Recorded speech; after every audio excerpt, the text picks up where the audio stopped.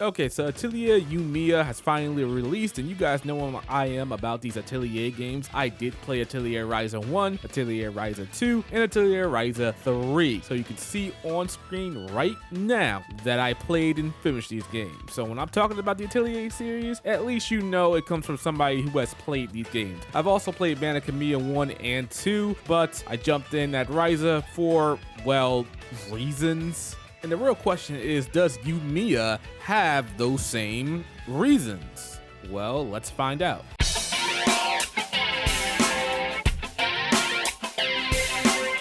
So yes, does Yumia compare to Ryza? I'll tell you the long-term answer and the short-term answer. No. However, this game is really, really good. Now, I don't want to spend too much time giving you guys a history lesson, but let's just be real. The Atelier series has always been under the radar for the past couple of years until Ryza came out, and for the longest time, it was a very niche series within a very niche genre. But now with the appearance of Atelier Ryza, the game has broken all types of sale records for the series. Fastest selling, most selling, you name it, it broke a record for this series. So it was always my wonder is how are they going to handle the next mainline Atelier game with the character design of the female protagonist. And they've already came out on records telling us that they had to go back to the drawing board for Yumia many times, and they finally settled on what we got. And again, to me personally, she doesn't compare to Ryza, but she does just good enough. So let's get into the game as a whole.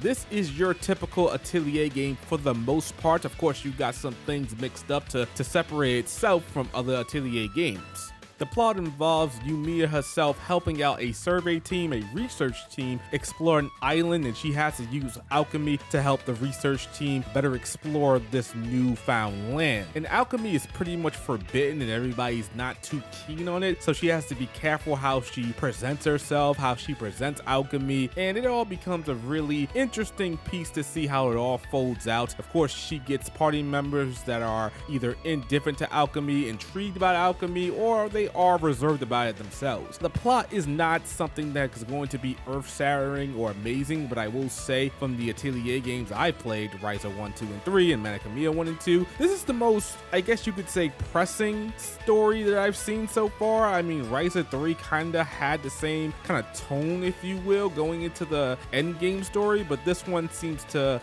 jump to that right off the bat.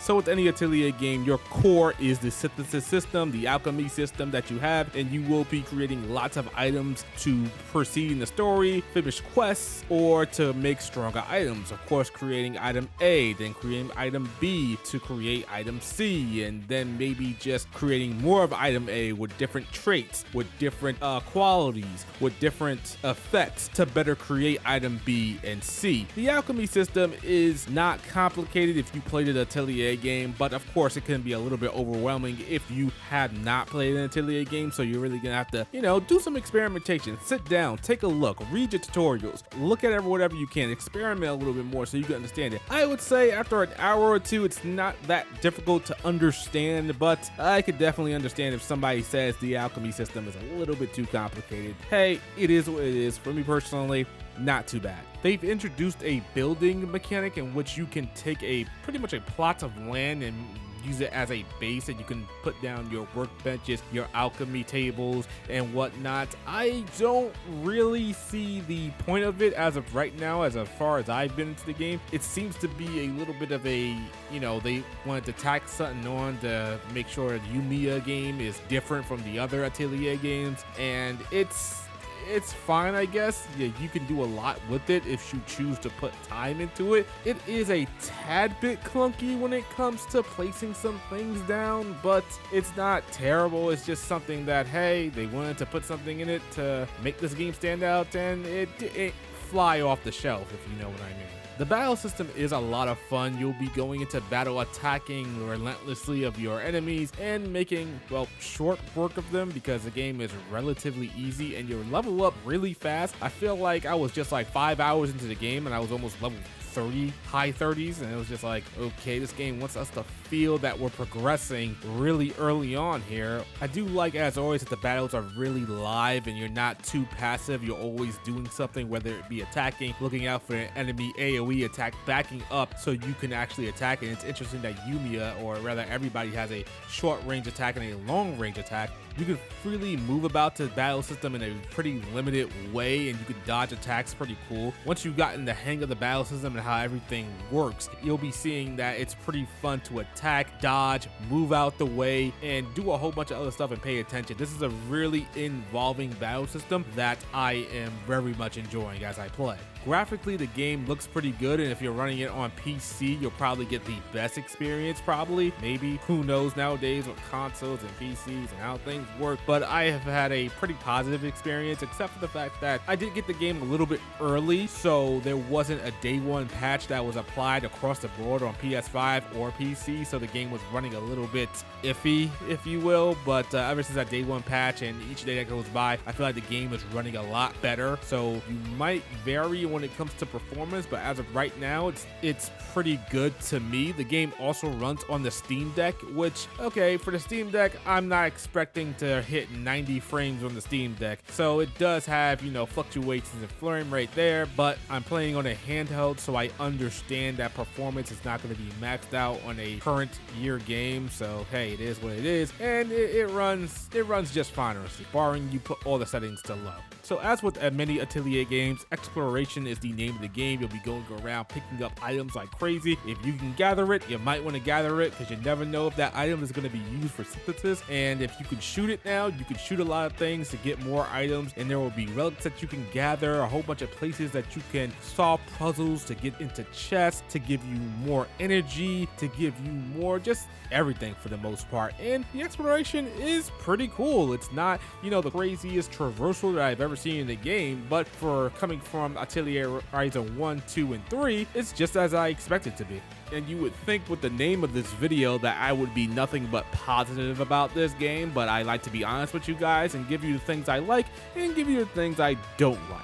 So now I'm going to get into some of the things I'm really not caring too much about this game. I already mentioned the building aspect seems a little bit gimmicky and a little bit tacked on, but it doesn't take too much away. It's not like it's mandatory so far. I could run into a portion in which building is mandatory, but we shall see. Another thing that I don't like that much is the lack of an English dub. Now, I know what some of you are thinking, hey, the Atelier games don't have English dubs. It's been a long time since the Atelier games have had English dubs. They haven't done it in the past, but they kind of dropped it because this is a really niche series. This is a budget series. It's not that big, so they don't really need to have an English dub. The people that play the games don't really care about the English dub, but I feel since you're coming off the white hot fire that was pretty much, well, for Gus, rather, for the company, rather, that is Ryza 1, 2, and 3, you want to get more people involved into this game. You want to get an even broader audience, and I think an English dub would have helped that greatly. Seeing as Atelier Ryza broke all these records for them, made them a lot of money, I would figure they could have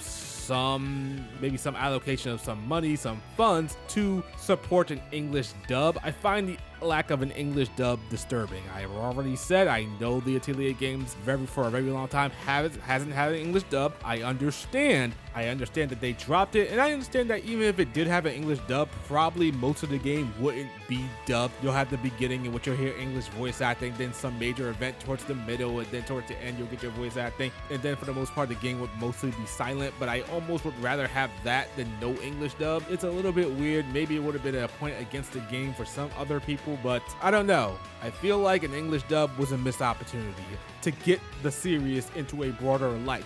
I understand that the people who are playing these games are going to play these games. The people that play these games probably don't mind if there is an English dub, but I feel like it can only help the series at this point to get it into that scope of people outside of the ones that are going to play it. Does that make sense? And I'm pretty sure the English dub wouldn't be terrible, so I don't have to worry about anything there.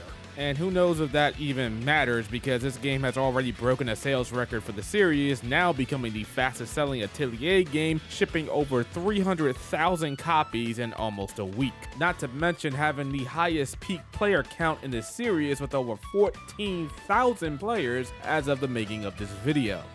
Another thing I'm not too crazy about for this one is the fact that, yes, I did receive a code to put out a video for this game for the most part, but this game is full price at $70. An Atelier game at full price, 70? If this game was 60, I could say, yeah, that's fine. But you put it at the same price as a current year game? Something about that just don't sit too right with me, honestly. Like, okay, fine, Koei Tecmo Gus. You want to put it at the industry price? Okay, cool. Can we get an English dub with Atelier Yumia 2? You know that's coming. I find it very hard to believe this game wouldn't be a trilogy. So I'm hoping maybe with the next mainline Atelier game, maybe we get an English dub if you want to charge 70. I kind of don't think this game should be $70. But other than that, that's pretty much it. I'm enjoying my time with it, and I can't wait to play more. Are you out here playing Atelier Yumia? Let me know all about it. I'll catch you later. Peace.